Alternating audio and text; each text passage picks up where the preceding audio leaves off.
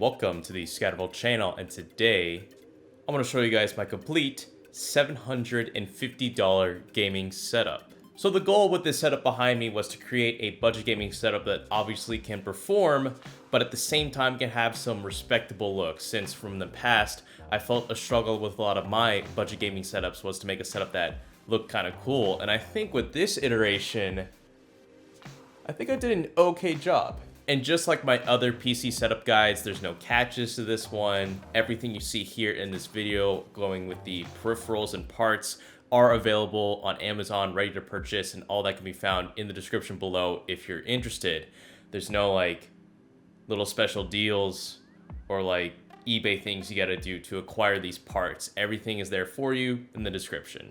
Now, before we get started in the setup, I want to straight up mention that the gaming PC used in this video does have its own dedicated video if you want to learn about its full performance, all the game benchmarks that I did, and its full capabilities for $500. I do recommend checking that video out while you're watching this one, just so you can have a really good idea of the sort of PC you're getting in this setup, but I will go over it briefly in this video. And speaking of PCs, if you like pre-built PC content, which is a little bit taboo on my channel, I do actually have an NZXT starter gaming PC review video coming out hopefully this weekend, and if you're interested in seeing that, you might want to click the subscribe button because I will have that coming out hopefully either this Saturday or Sunday, and it'll be an epic, really cool, fun video to watch. But now a word from our sponsor. If you're looking for a way to stay safe while browsing online, then do check out a VPN service like NordVPN. I've had mine passively running in the background on my personal PC for the last 2 months since there's been unlimited bandwidth through NordVPN, and so far the experience has left me very stress-free when I do decide to do some more risky browsing. Also, NordVPN has plenty of servers to connect, even if you're on the phone, on the go, at any public location you may want to be protected in with their mobile app.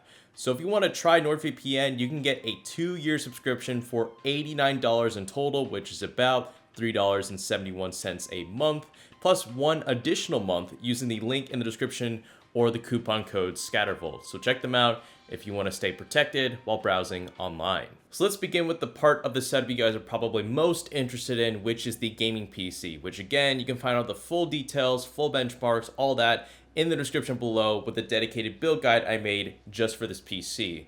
But for you guys who are curious, this sports an i3-9100F, a B365 motherboard, 16GB of RAM, a 500GB SSD, either an RX 570 or GTX 1650 Super, depending on what graphics card you want, as well as a 500 watt 80 plus bronze power supply and a micro ATX case. And as you can see, those are the parts used, but you don't have to get the exact ones that I used. You can use a different motherboard, a different brand graphics card, a different brand power supply, a different brand. Well, the only thing you gotta really make sure you keep the same is the motherboard type and the processor, and you're pretty much good to go. Anyways, I found that combination for $500 was actually not only pretty good for the money, but you can actually buy it and purchase the parts for it since they're in stock, since Ryzen 3100 and 3300X are pretty much always out of stock or overpriced all the time, and their complementary B450 motherboards are also overpriced and out of stock a majority of the time. So going with this Intel route is affordable, in stock, and still gives us good performance, and the upgrade path is better than you think, because you can still upgrade to those 8-core i7 processors if you wanted on that B365 motherboard that I've chosen. And yes, this can still stream if you decide to go with the GTX 1650 Super graphics card that I mentioned, where you can use the NVENC new encoder, since it's a Turing-based NVIDIA graphics card, which did yield some pretty decent streaming results. Now with this PC, I'll specifically mention that these games, those being Rainbow Six Siege, Counter-Strike Global Offensive, Apex Legends, and Valorant, not Valorant, averaged about 120 to 144 frames per second plus, which is going to be perfect for the monitor we are pairing up this setup with, which is the Pixio PX248 Prime. And as a matter of fact, this monitor is so new, it's not even out yet on Amazon, but it soon will be in about a month. So this monitor goes ahead and checks all the checkmark boxes that I'm looking for a budget gaming monitor, that being its 144 Hz, a 1 millisecond response time, It's 24 inches, which I mean, I think is perfectly acceptable for like your first monitor. It has 2 HDMI ports and 1 display port for that 144Hz refresh rate, and it's FreeSync and G-Sync compatible, all while sporting an IPS panel. And now you may be asking, well, why don't I go with that cheaper Spectre monitor on Amazon that's 155 bucks? Like, it's got pretty much the same specs as that Pixio one you just showed off. Like, why should I spend more for the same thing? Well, there's a key difference. This monitor behind me is an IPS panel. That Spectre one is a VA panel, and there are differences. The IPS panel is going to give you sharper colors, stronger contrast values, and better viewing angles, which that VA panel can't offer, which is why a lot of the like gaming and photos you're seeing right now of the monitor look so vibrant, and that's all because of that IPS panel. And it's only $15 more, which I consider worth it in my book, especially long term. Now, my only complaint with this monitor is the stand. It's actually right here. Like, it's a piece of dinky, skinny metal. And if this were my first monitor, I just feel like underwhelmed if I had this at my stand. So I made a change. So I went ahead and included a $25 single monitor VESA mount, which is what you see here behind me. And this has allowed the monitor to be height adjustable. So you can adjust the height of the monitor to whatever you like, which you couldn't previously do on the other stand. And I think it looks way cooler and cleaner if you pair it up with some zip ties. So I have the DisplayPort cable and the power cable kind of like hidden behind that thick metal column. And so I think it just makes the setup look a lot cleaner and more premium, despite still being a budget setup.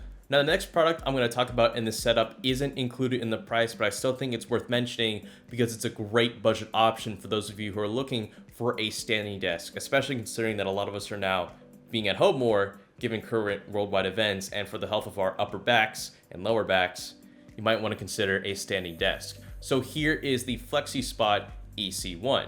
Now, using my referral code in the description below, you can get $15 off this standing desk, which will total you to about $265, which I think is actually really good for a single motor standing desk, because I reviewed other standing desks in the past, and those were about $300 with everything, so the tabletop, the motor, and the legs, but this is about $35 cheaper. And assembling the standing desk was really easy. I mean, it took about 30 minutes.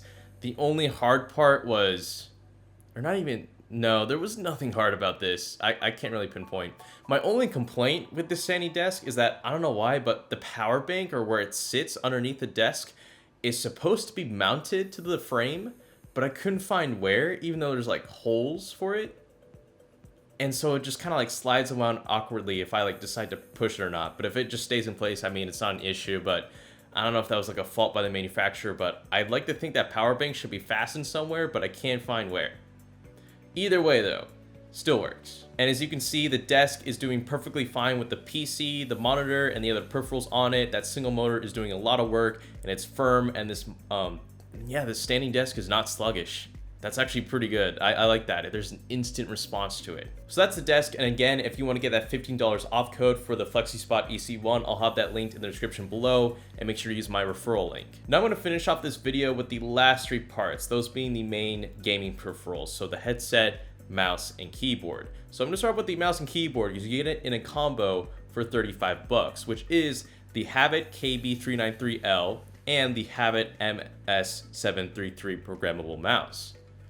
So you can buy that combo again for 35 bucks, but just to show the value of it, you can purchase each of those separately for $43 and $24 each. But again, you can get both of them for 35 bucks, which is a really awesome deal. And now you may be thinking, well, it's a cheap mouse and keyboard combo, so it's probably got bad build quality, and the actual peripherals are not that good.